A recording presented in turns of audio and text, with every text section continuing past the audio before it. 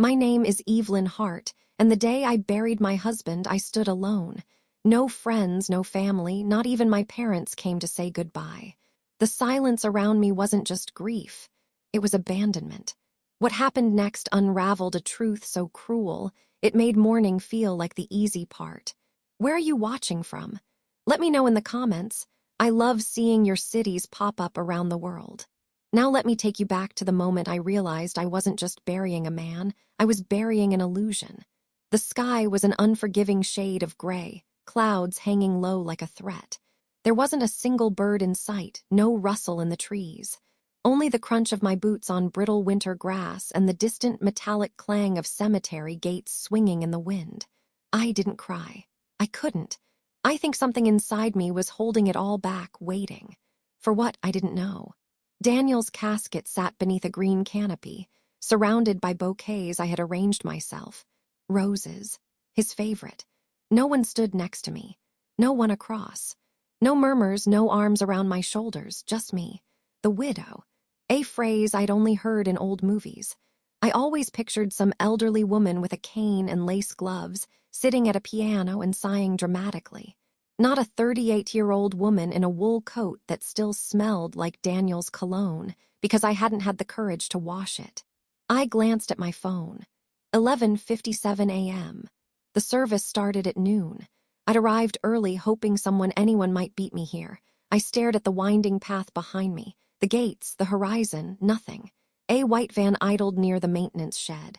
One of the cemetery workers nodded politely like he was used to empty funerals, like this was normal. It wasn't. Where was everyone? We had friends. Or I thought we did. His colleagues from the university, my cousins, my parents. I pulled out my phone again and hit Mom. The call rang, twice, then her voice. Hello, Evelyn. Hi, my voice was thin. The funeral started 10 minutes ago. Are you on your way? There was a pause, not even a guilty one, just pause. Oh, sweetheart, she said softly. Your father and I talked about it, and we felt you might want privacy today. Privacy, I blinked. It's Daniel's funeral. I know, but people grieve in their own way, darling. We didn't want to overwhelm you. Her voice had that syrupy tone she used whenever she was about to say something cruel and pretend it was concern. You didn't want to overwhelm me, I repeated, hearing the echo of the absurdity in my own ears. So you didn't come. You've always been such a strong girl, she said. You're going to get through this. Call us later, okay? And then she hung up. I didn't move. My hand just hovered near my face, still clutching the phone like I'd hallucinated the entire conversation. Daniel and I had been married for 10 years. 10. He'd been sick for only 3 months before the cancer took him. 3 months where they had called maybe twice. They'd always had reasons. My father's back, my mother's migraines, appointments, church, but not today. Today they had no reason left except one they didn't want to say out loud. I wasn't meant to grieve quietly. I was meant to disappear. The pastor cleared his throat gently, stepping toward the canopy with a strained smile. Mrs. Hart. Should we begin? I nodded once. What else could I do? As he began reading the passage I had selected, I stood completely still, eyes dry, lips pressed tight. I couldn't look at the coffin. Instead, I focused on the wind, the way it tugged at the petals of Daniel's favorite flowers, the way my heart began to break in a different shape than I'd expected. Not for my husband, but for everything I was beginning to realize. Something was wrong, terribly wrong. Because Daniel may have died quickly, but the isolation I was feeling, that didn't happen overnight. It was orchestrated, planned. And this wasn't just a lonely funeral. This was the first chapter in a betrayal I hadn't yet begun to imagine. That night, the silence in my house was unbearable. Daniel's toothbrush still sat beside mine. His slippers remained by the door, toes pointed inward like he might shuffle into the kitchen any minute and ask where I put the honey. I couldn't sit still. Couldn't breathe in the rooms we once shared without feeling like I was drowning. So I did what I hadn't done in years. I drove to Marla's. We'd been best friends since we were 17.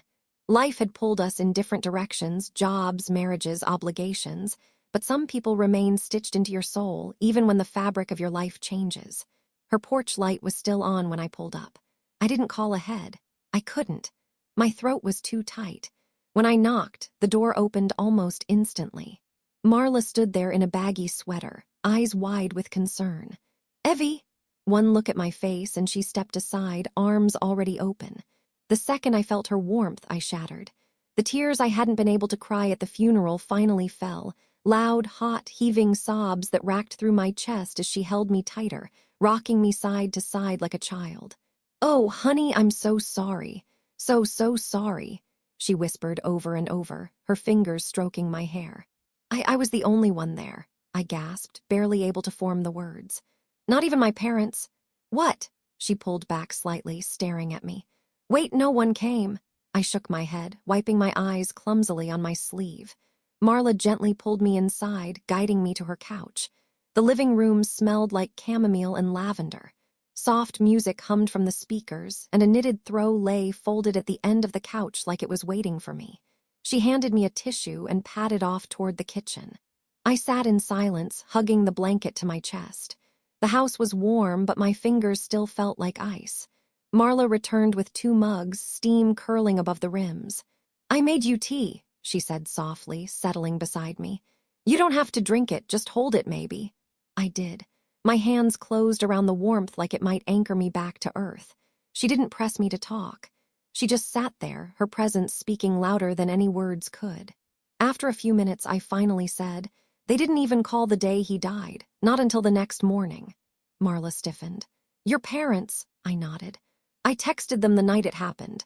Daniel passed at 8:23 p.m. I told them, and they didn't respond until the next day at noon." Marla's jaw tensed, but she stayed quiet. I stared down at my tea. "And today I called my mother from the cemetery. She answered like nothing was wrong, said they were giving me space." "Can you believe that?" "That's not giving space," Marla snapped. "That's abandonment." I looked at her, startled by the edge in her voice. She softened her tone. "Evelyn, they chose not to be there. They made a decision. That's not something people just forget, especially not your own parents." I swallowed. "She said I've always been so independent." Like that was an excuse. Marla leaned forward, her hand warm over mine. "You are independent, but that doesn't mean you should be alone. There's a difference." I closed my eyes, the ache swelling inside my chest again. "I thought they would care," I whispered. "Even if we've never been close, I thought losing Daniel would bring them back to me. But it's like the more I needed them, the more they vanished." Marla didn't try to deny it. She didn't offer platitudes or excuses. She just nodded, her eyes glassy. "They're supposed to be your family," she said, her voice thick. "But sometimes the people we share blood with are the first ones to cut us when we're already bleeding." I wiped my face with the back of my hand. "I keep wondering, did Daniel know something I didn't? About them, about me?" "Don't do that," she said gently. "Don't turn this into your fault." "But what if it is?" My voice cracked. "What if I've been blind this whole time? What if I believed I had a family when I never really did?" Marla reached over and wrapped her arms around me again. "Then maybe it's time to redefine what family means." Her words lingered. We sat there for hours, sipping tea and saying nothing, letting the quiet fill the space that had once held grief. That night in her guest room with the little floral sheets and the bedside lamp humming faintly, I finally slept. Not because the pain was gone, but because, for the first time since Daniel died, someone saw me and stayed. The next morning, I almost didn't go. Marla had offered to come with me, but I waved her off with a tired smile. I needed to face it alone. Somehow, it felt personal, like a final responsibility I owed Daniel. The law firm was in a sharp glass building downtown, sleek and sterile, like a place designed to intimidate. The kind of place Daniel never liked. He used to say, "If the walls look like mirrors, it's probably because they want to reflect everything but the truth." I stepped into the elevator, clutching my purse like it was armor. Inside, the metallic voice announced each floor with robotic cheer. I didn't feel cheerful. I felt like a fraud pretending to belong in a place that smelled like disinfectant and wealth. The receptionist greeted me politely. "Mrs. Hart, Mr. Clements will be right with you." I nodded, eyes drifting to the framed photos on the wall, smiling men in suits shaking hands with clients. Trustworthy, successful, unreachable. A few minutes later, a tall man in a navy suit stepped into the lobby. Mr. Clements looked like someone who balanced accounts in his sleep, trim, practiced, with a voice like dry paper. "Mrs. Hart," he said, offering his hand. "I'm terribly sorry for your loss. Please come in." His office was lined with dark bookshelves and soft leather chairs. A neat row of pens sat beside a thick folder on his desk. He gestured for me to sit. "We're here to finalize some documentation related to your late husband's estate," he began, folding his hands. "Before we proceed, there's something I think you need to see." He slid the folder toward me. I hesitated. "Is this about our mortgage?" He smiled gently. "No, it's about what your husband left behind for you." I opened the folder with trembling hands and froze. There, clear as ink and signature, were the titles to 3 apartments and a beachfront property. I don't understand," I whispered.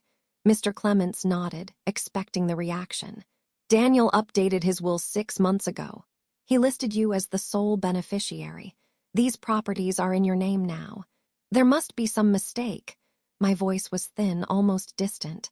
"Daniel was a high school teacher. We lived in a 2-bedroom rental. We budgeted for grocery coupons. We didn't own beachfront property." "There's no mistake," he said firmly. "He acquired the properties over several years through private investments, quiet ones. It appears he didn't disclose them to many people, not even you." A dizzy sort of silence bloomed in my ears. I tried to speak, but all I managed was, "Why wouldn't he tell me?" Mr. Clements looked genuinely sympathetic. "That's not for me to say, Mrs. Hart, but the documents are legitimate. I can walk you through the next steps when you're ready." I stared down at the addresses. One was a 2-bedroom downtown, another a duplex in the suburbs, the third a modest unit in a gentrifying neighborhood, and then a beach house. My hand trembled as I traced the last one, a beach house. Daniel hated sand. He called it nature's glitter, messy, unnecessary, hard to clean. My stomach turned. There was a feeling, not quite dread, not quite excitement, but something in between, something heavy. Why didn't he tell me? How could he keep this from me? Did he leave a letter or anything?" I asked. "A note." Mr. Clements hesitated.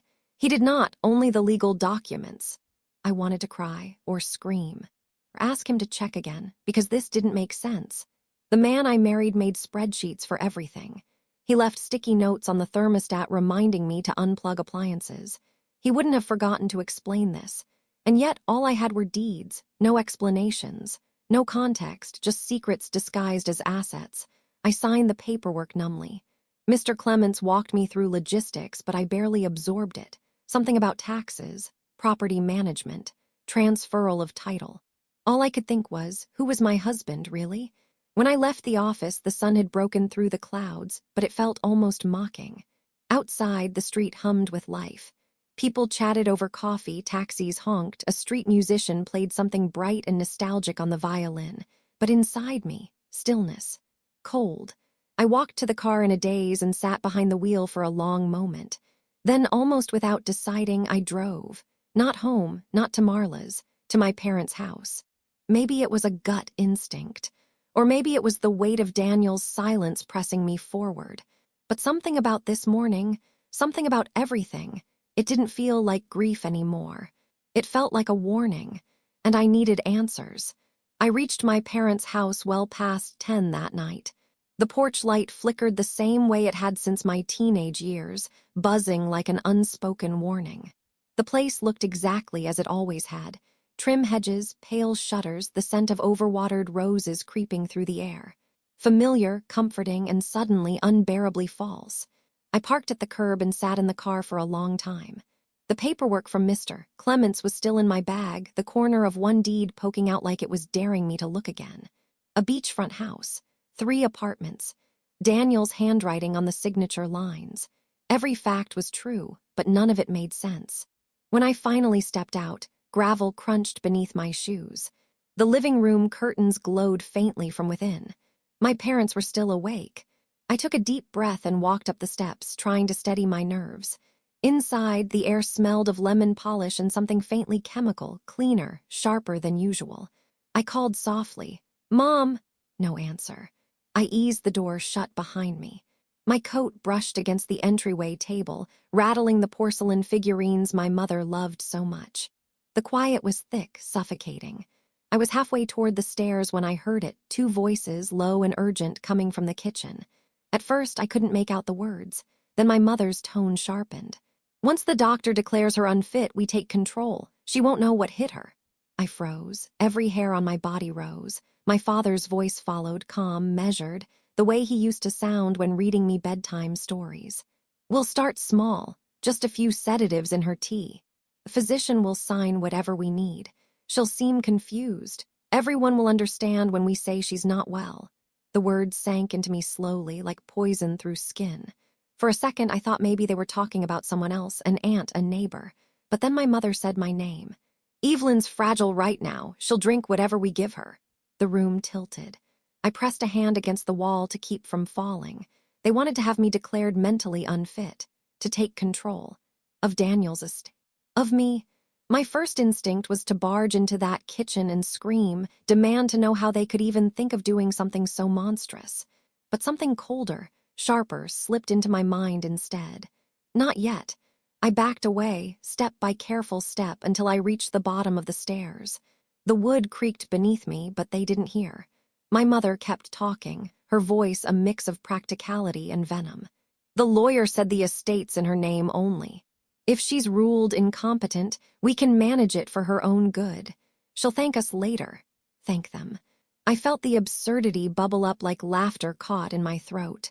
My parents, people who'd skipped my husband's funeral, were planning to drug me and steal what he left behind. I pressed my back against the hallway wall and closed my eyes. My mind was racing, trying to fit together all the little oddities of the past months.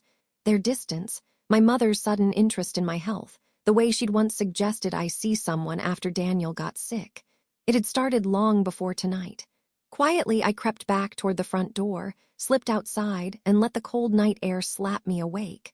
The moon hung low, pale and expressionless. Somewhere in the distance, a dog barked, and a train rumbled through the valley. I stood there shaking, trying to decide what to do next. If I left now, they'd know I'd overheard. But staying meant sleeping under the same roof as people plotting to destroy me. I took a long breath and forced my heartbeat to slow. I would stay. For now. They thought I was fragile. Then fragile I would be. I would play the part so perfectly they'd never see what was coming. Inside, their voices quieted. Chairs scraped. Cabinet doors closed. I slipped off my shoes and moved toward the guest room. My old room, painted over in beige, stripped of posters and books, was still there, ready like a stage set. I sat on the edge of the bed and stared at the wallpaper seams until my breathing evened out. From down the hall, I heard my mother laugh softly. A gentle, practiced sound. Then the click of light switches, the padding of slippers across tile. When the house finally went still, I whispered into the darkness, "You shouldn't have said that out loud." Because now I knew, and knowing was going to save me. The next evening, I rehearsed calm like it was a performance. Shoulders relaxed, smile easy, voice soft. My mother had always said I was terrible at hiding my feelings. Tonight, I needed her to be wrong. The dinner table looked just as it had when I was a child. Floral china, polished silverware, a bowl of bright stew steaming in the center. The smell should have been comforting. Instead, it made my stomach twist. "Doesn't it feel good to have everyone together again?" my mother said, ladling stew into bowls. Her tone was bright, practiced, like she'd spent years perfecting that particular shade of warmth. Across from me, my father unfolded his napkin with surgical precision. "It's been a hard few weeks. We're glad you're here, Evie." Evie, the nickname they hadn't used since high school. I forced a smile. "I'm glad, too."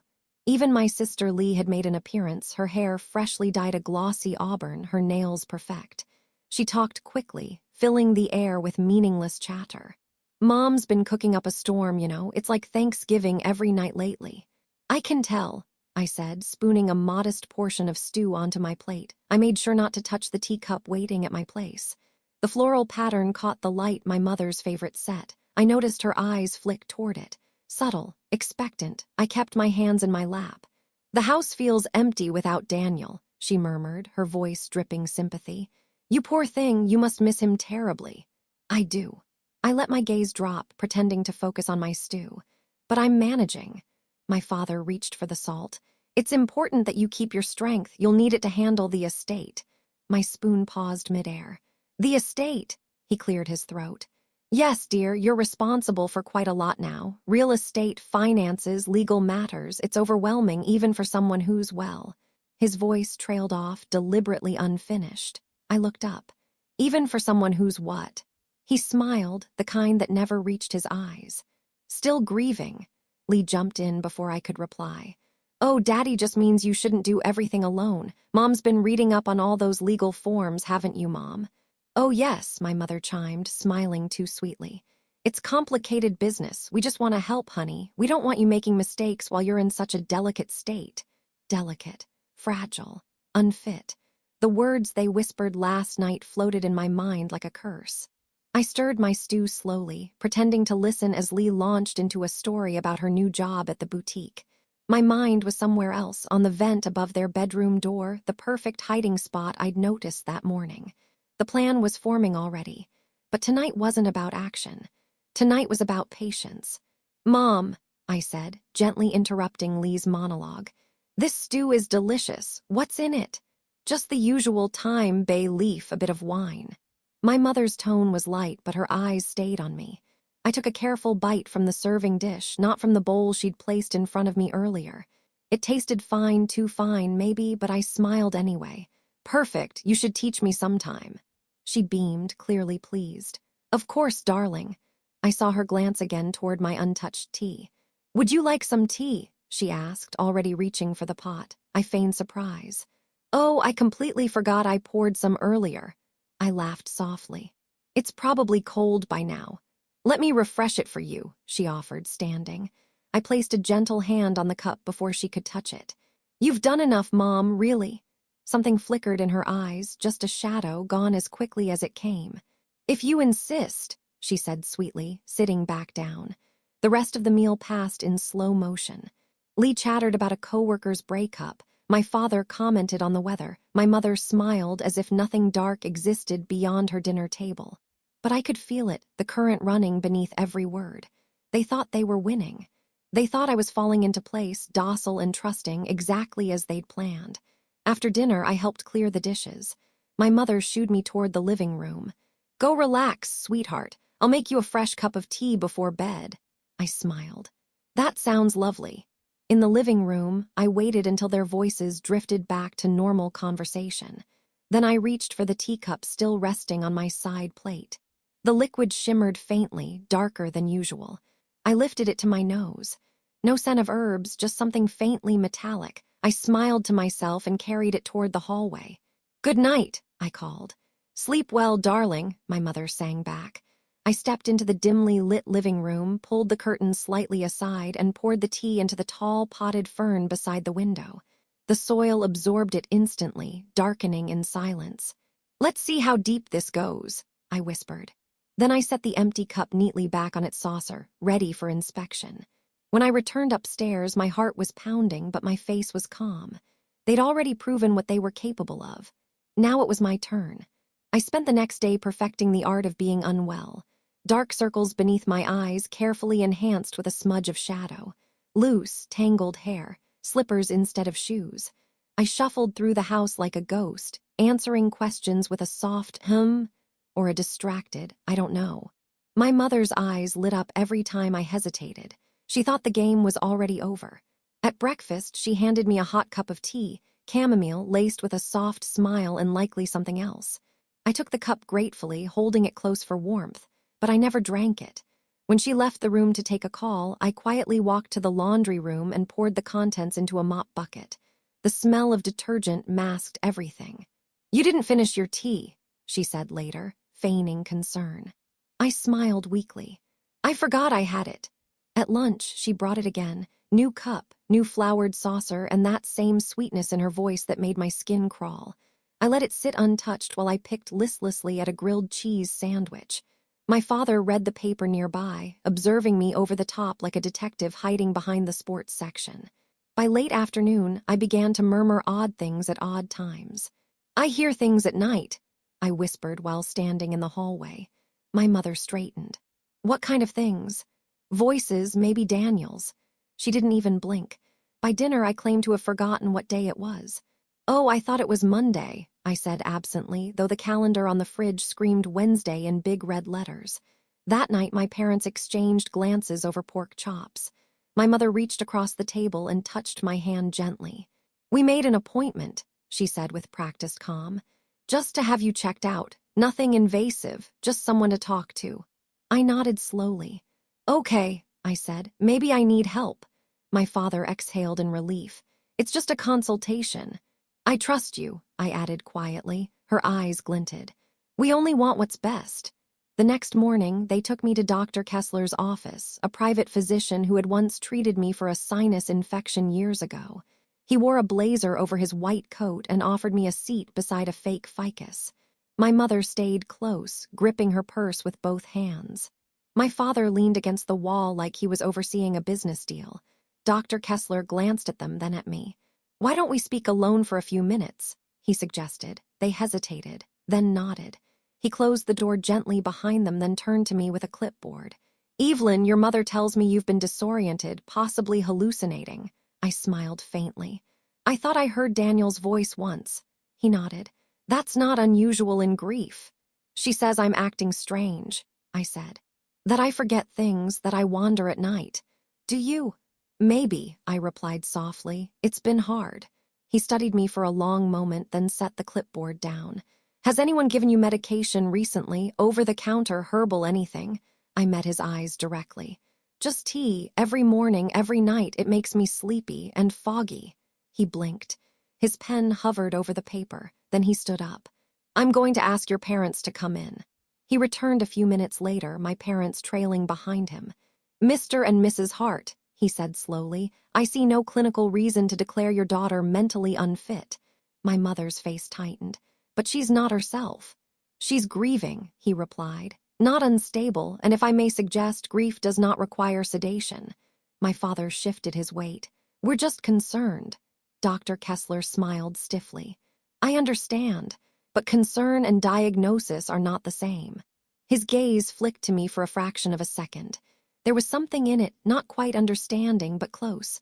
My mother was already composing herself. Well, we'll keep monitoring. Thank you, doctor. Outside the office, as we walked back to the car, she linked her arm through mine. We'll find someone better, she murmured. I didn't answer. But inside, I was already planning my next move. They had made the first play. Now it was my turn. That night, I waited until the house settled, until the faucets stopped dripping and the floorboards quit their late-night groans. Then, barefoot and steady, I crept through the hallway with a purpose I hadn't felt in weeks. My parents' bedroom door was ajar. Soft breathing echoed beyond it, rhythmic and careless. They always slept with a white noise machine now, something my mother claimed helped with racing thoughts. Good. They wouldn't hear me. I knelt near the baseboard vent just outside their room. My hands were trembling, but I forced them to still. From my robe pocket, I pulled out the tiny voice recorder I'd ordered weeks ago and hidden in my suitcase. It was no bigger than a lipstick tube. I twisted off the top and pressed record. The faint red light blinked once. Then I slipped it into the vent, tucking it deep, angled perfectly toward their bed. If they want a game, I whispered to myself, they'll get one. My heart hammered as I stood and backed away from the door. I didn't exhale until I was behind mine. I locked it. Then, for the first time in weeks, I allowed myself to cry, not because I was afraid, but because for the first time I wasn't alone in my knowing. There would be proof. The next morning, I caught a ride to Marla's. She opened the door still wearing pajama pants and one sock. Evie! Her eyes widened at the sight of me, disheveled, exhausted, red-eyed but focused. I need your couch, I said, and your silence for 5 minutes. She didn't ask questions. She just moved aside. I collapsed onto her couch like a body washing up on shore. Marla sat beside me, handing me a mug of coffee without saying a word. They're trying to erase me, I said softly. She didn't pretend not to understand. She didn't try to offer logic or reasons why that couldn't be true. Instead, she reached for my hand. What do you need? She asked. Someone who believes me, I whispered. I already do. I looked at her, really looked at her, and saw no judgment in her eyes, only concern, and something sharper beneath it. Loyalty. I told her everything about the funeral, the tea, the whispering in the kitchen, the recorder in the vent. By the time I finished, she was sitting perfectly still. They're drugging you, she asked. They're trying to. And trying to get a doctor to declare you unfit, I nodded. The first one said no, they're looking for someone else. Marla's lips tightened into a straight line. My brother works for the prosecutor's office. That made me sit up.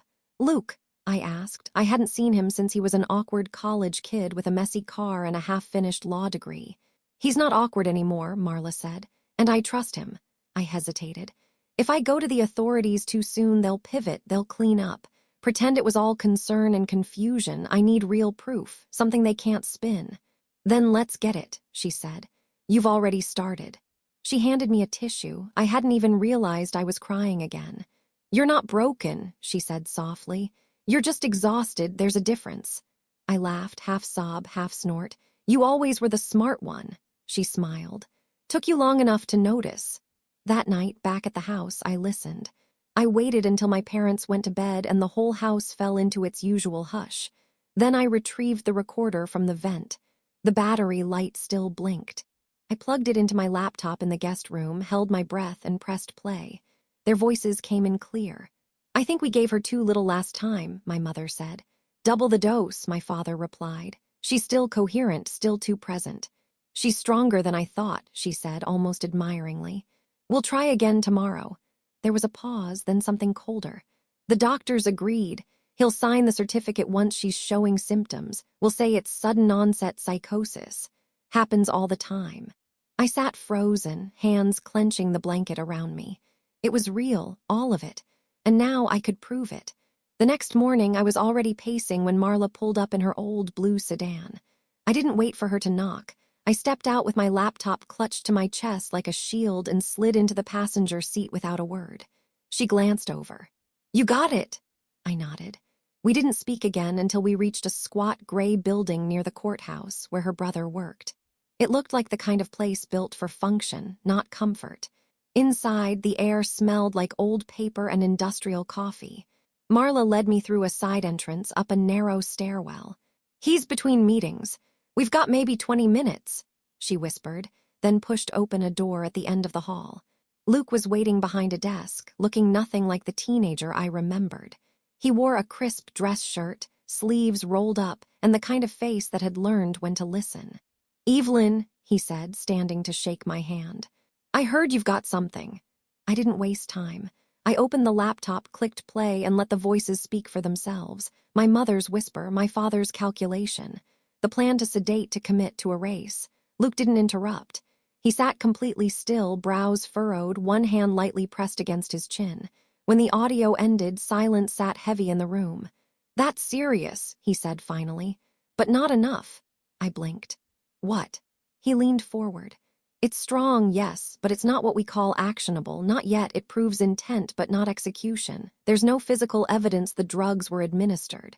No signed certificate, no money trail. Nothing we can seize on and charge without giving them a chance to walk it back. Marla frowned. So what? She has to let them try again. He turned to me. I'm saying if you want this to stick, we need to catch them in the act. The drugs, the certificate, everything. We need a moment that ties it all together. I felt cold. You're asking me to let them sedate me. I'm asking you to let them think they did, he corrected. Take the dose, let them make the move, and we'll be ready. I'll coordinate with the sheriff. As soon as they attempt to commit you with forged paperwork, we intercept. Marla stood abruptly. That's too risky. Luke looked at me. It's your call, Evelyn. We can try to use what you've got, but it may not stick. If you want to end this, really end it, we need them caught mid-act. I stared at the blank wall behind him. 1,000 moments flashed through my mind, Daniel's grave, the empty funeral, the whispered betrayal outside the kitchen door. I don't want revenge, I said slowly. I just want to be free. Then give them the ending they wrote for you, Luke said, and flip it on them. That night I stood in front of the bathroom mirror, studying my face. Pale, quiet, tired, yes, but not broken. I've survived worse, I whispered to my reflection. Just one more lie, just one. In the corner of the mirror, I could almost see Daniel smiling, his soft, crooked grin when I figured out the twist ending of a movie before him. His voice, echoing from memory, you always catch the bad guys in Act 2. I pressed my hand against the sink and exhaled. Tomorrow I would drink the tea. I would let them think they'd won. And while they filled out their forged documents and handed over my mind like a suitcase, the trap would spring. The next morning I moved like someone resigned. My hair unbrushed, a robe draped over my shoulders, my gaze intentionally vague. They noticed. My mother hovered near the kitchen counter, pretending to sift through bills. My father sat at the table, reading the newspaper, though he hadn't turned a page in 10 minutes. I slid into the seat across from him. "Tea?" my mother asked, her voice coated in honey. I nodded. She poured slowly, watching the steam rise. The liquid shimmered gold. I counted the seconds in my head. 1, 2, 3, 4 long pours before she gently stirred. She placed the cup before me with such care it almost made me laugh, like she thought I'd thank her. I stared at it for a long moment, then I picked it up. The porcelain felt hot against my palms. My fingers curled around it, steady. I brought it to my lips, hesitated, then drank. Sip. Pause, another sip, until the cup was empty. My mother's smile stretched like ribbon across her face. "You're going to feel so much better soon, sweetheart." I didn't answer. I didn't need to. The room pulsed around me. It started behind my eyes, a dull throb that blurred the lines of the table, the edge of my father's sleeve. Then the room tilted just slightly, like a boat easing into a current. I swayed. My mother rushed over. "Evie, you okay?" I blinked at her. "Tired." She exchanged a quick look with my father. Victory shimmered between them. He stood. "Let's take her upstairs. She'll need rest before the doctor arrives." My body complied as they guided me up the stairs, my limbs floating. I let myself slump into the bed. The ceiling above me spun in lazy loops. Somewhere in a distant part of my mind, I wondered if this is what drowning felt like. But beneath the fog, I smiled. They were doing exactly what they promised. Time blurred. I drifted in and out, every sound muffled like it passed through cotton. At some point, I heard Dr. Kessler's voice. "She's unresponsive, slurred speech, lack of coordination." Then my father. "She's been confused for days." My mother, softly. "She mentioned hearing Daniel again. She thought it was Monday when it was Thursday." I couldn't move, couldn't speak, but I was awake just enough. Dr. Kessler sighed. "All right, I'll sign the certificate. She clearly requires monitoring." Footsteps. Papers shuffling. A pen scratching across a surface. Then the sound of a door opening, followed by a command that sliced through the fog like a blade. "Hands where we can see them." Everything exploded. Voices, footsteps, my mother shrieking, my father shouting, "What is this? What's happening?" And then Luke's voice, calm, cold. "We have the recordings, the confession, the drugs you administered, the false diagnosis. Dr. Kessler, step away from the patient." I tried to lift my head but couldn't. Everything was spinning too fast. I heard metal handcuffs, my mother sobbing, Dr. Kessler's voice cracking. "This wasn't supposed to happen. I was told she needed help." Luke again. "You're under arrest for attempted fraud, unlawful sedation, and conspiracy to commit medical abuse." The click of a camera, the sound of a bag zipping shut, and then his voice near me. "Evelyn, you did it." A gentle hand touched my shoulder. "Paramedics are on the way, just hold on." I wanted to answer, to say something clever, or just thank you, but all I could manage was a breath. And then the black pulled me under. When I came to, the world was quiet, but not in the eerie way I'd grown used to. This was a different kind of silence. No whispers behind doors, no polite voices masking intentions, just the steady beep of a monitor and the soft hum of fluorescent lights above me. Hospital. I blinked slowly. My mouth felt like cotton. My body was lead. Every muscle sluggish, like it had fought a war while I slept. Then I saw her, Marla, curled in a stiff plastic chair by the window, fast asleep. Her hoodie was bunched around her neck, one shoe missing. There was a coffee cup on the windowsill and a paperback open in her lap. I shifted slightly. The rustle was enough to wake her. Her eyes snapped open. "Evie!" I tried to speak, but my throat rebelled. She was already at my side. "Water, hang on, you're okay, you're okay." She helped me sip from a straw, and the cold slid down like relief. My head cleared just a little. I rasped, "It worked." She smiled, tears brimming. "It worked, they're in custody." I closed my eyes just for a second, let that truth wash over me. "They have everything," Marla continued. "The audio, the sedatives, the forged certificate. Kessler flipped the second the sheriff read him his rights, said your parents pressured him, claimed he only did it to help a grieving family." I snorted weakly. "Help, right." She reached for my hand. "You did it, Evie, you really did." Later that day, Luke stopped by. He looked exhausted, tie loosened, voice low, but there was pride in his expression.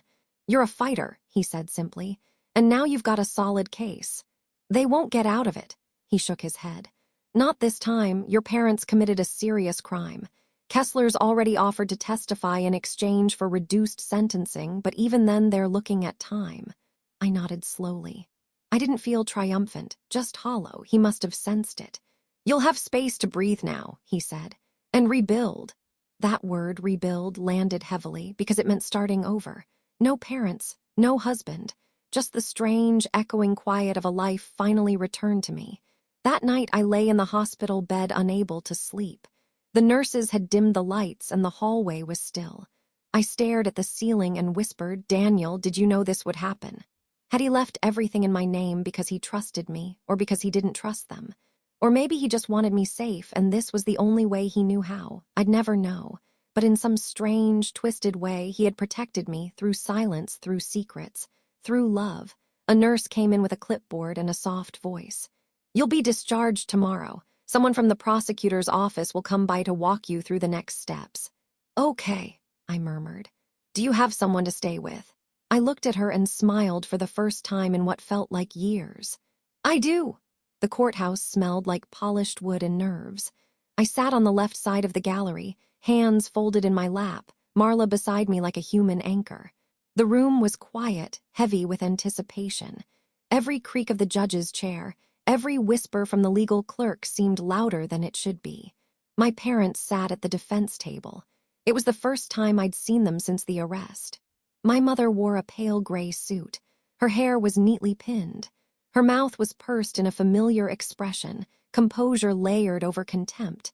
My father looked smaller somehow, as if the arrogance had been drained out of him with the orange jumpsuit. Dr. Kessler sat behind them alone. Luke stood at the prosecution bench, papers in hand, voice clear and sharp. "This case is not just about fraud," he said. "It's about betrayal disguised as care. It's about a woman targeted by her own family in her most vulnerable hour. They attempted to steal her agency, her freedom, and her future." My mother never turned to look at me, not once. But when Luke played the recording for the court, the one from the vent, then the one with the doctor, her shoulders tensed. My father's face went blank. Their plan unraveled in full public view. Kessler's statement came next. His voice trembled as he admitted what he'd done, how they had pressured him. "They came to me weeks before the funeral," he said. "They made it sound like Evelyn was dangerous. I never suspected the extent. When the judge asked if I wanted to speak, my mouth went dry. I hadn't planned on saying anything, but I stood, and the words came. 'My name is Evelyn Hart,' I began. 'I am a widow, but I'm not weak. I buried my husband alone. I mourned alone, and I fought alone until I couldn't anymore.' I took a breath. My own parents drugged me, tried to erase me. And for a while I thought maybe I was the problem. That grief had broken me, but it didn't. They did, and I'm still standing." I looked directly at them for the first time. "You didn't just try to steal from me. You tried to convince the world I didn't know who I was, but I do, and I won't lose myself, not for anyone." When I sat back down, my hands were shaking, but not from fear, from release. The judge didn't drag it out. My parents were found guilty of conspiracy to commit fraud, unlawful sedation, and attempted medical abuse.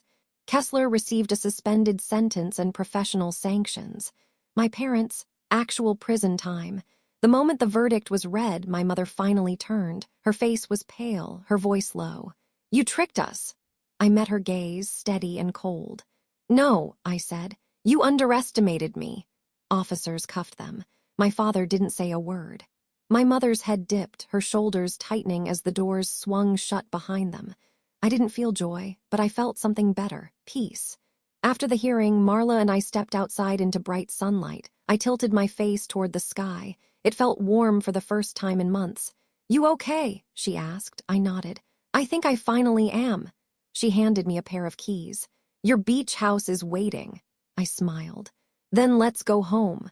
I didn't pack much. Just a suitcase with the essentials, a few photos, and one small box of Daniel's letters. Everything else could rot in that house for all I cared.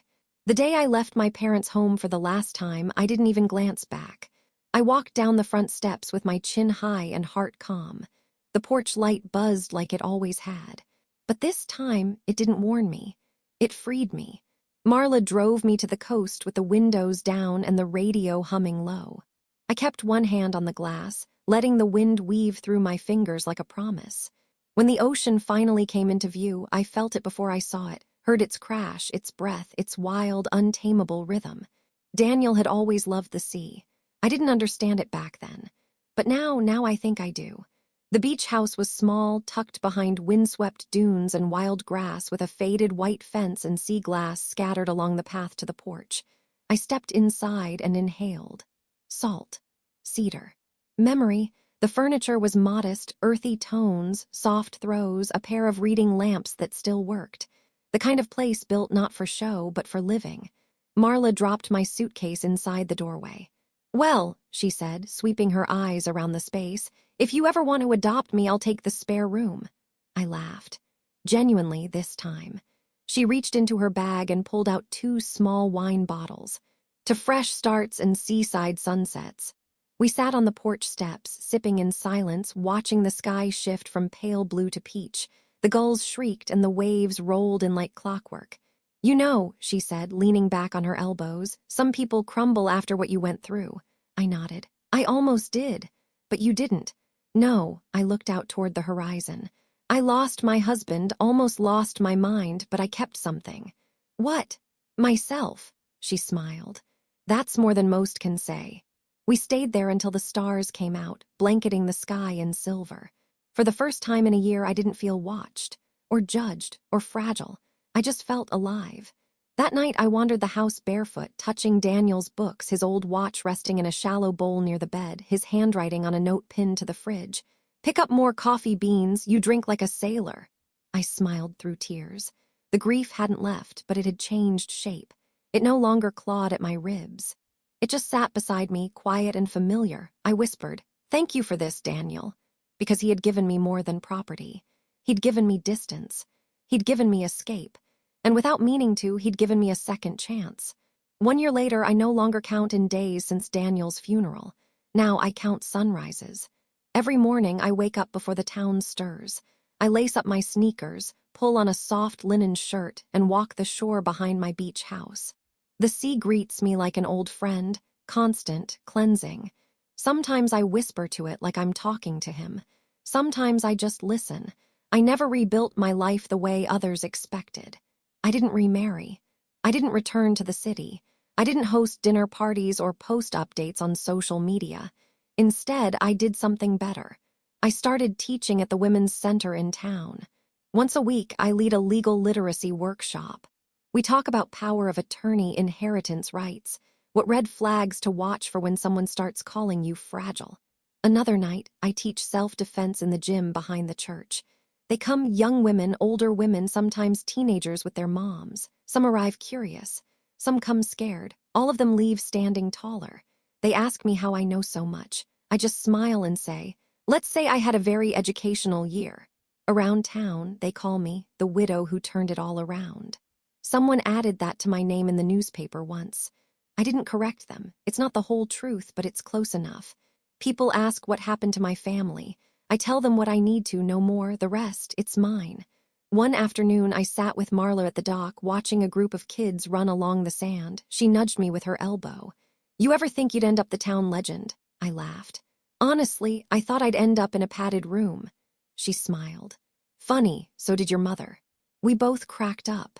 The kind of laughter that only comes when the danger is long gone. I looked out at the sea again.